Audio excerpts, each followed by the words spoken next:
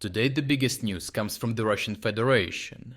Here, North Korea deployed ballistic missile launchers and personnel to support Russian strikes on Ukrainian cities. As these attacks intensified, Ukraine began a systematic hunt for the launchers, trying to destroy ballistic missiles before they ever left the ground. The latest reported success came near Russia's border with Ukraine, as President Volodymyr Zelensky confirmed that Ukrainian forces struck an Iskander-M launcher. Operational details remain classified, but the significance is considerable, as such mobile systems are normally concealed, moved between prepared positions, and exposed only briefly before launching, making them exceptionally difficult targets. Yet Ukraine increasingly appears capable of detecting these short windows and attacking immediately. This strike follows the growing indications of a dedicated campaign, as Ukrainian volunteer Sergei Stronenko recently said Russia had encountered problems with ballistic missiles in the north, adding that there will be more. Ukraine has also attacked the infrastructure supporting these weapons. In July, drones struck the Russian 26th Missile Brigade's base at Luga, while previous operations targeted Iskander positions and supporting equipment near the border with Ukraine. The logic is that each destroyed launcher, its crew, or reload equipment can prevent numerous future missile attacks rather than forcing Ukraine to intercept every missile individually.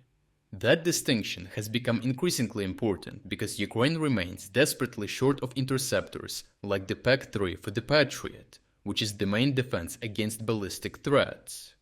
Western supplies cannot keep pace with Russia's increasing launch tempo, so instead of waiting for an Iskander to become airborne and spending an extremely scarce interceptor trying to destroy it, Ukraine is increasingly attempting to eliminate the launcher before it fires.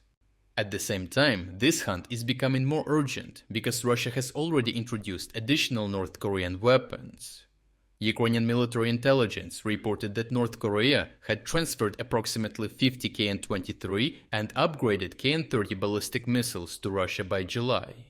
More importantly, Russia has deployed 6 launchers capable of firing North Korean missiles in the Voronezh region and is already using them for strikes on numerous Ukrainian regions within range, including Kyiv, Kharkiv, Sumy, Chernihiv, Poltava, Dnipropetrovsk, and Zaporizhia. These North Korean missiles create an additional serious threat, despite being considerably less accurate than Russia's Iskander-M, sometimes missing intended targets by hundreds of meters. Yet they compensate partly through destructive power, as the KN-23 can carry a substantially larger warhead of 1 ton, almost double that of the standard Iskander missile.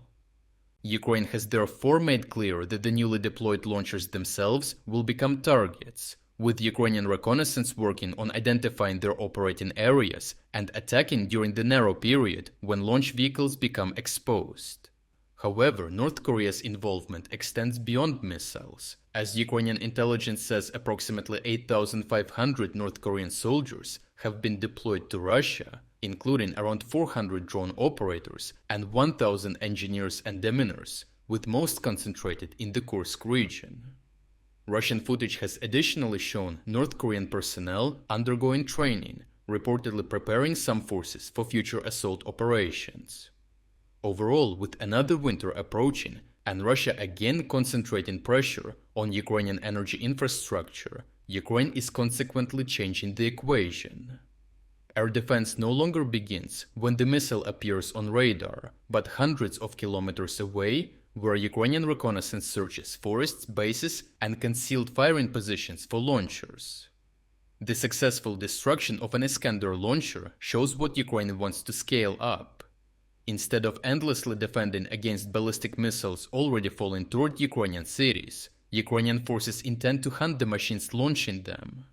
With Russian Iskanders being tracked and North Korean launchers arriving, that hunt is now expanding, and every launcher destroyed on the ground represents missiles that will never reach Ukraine.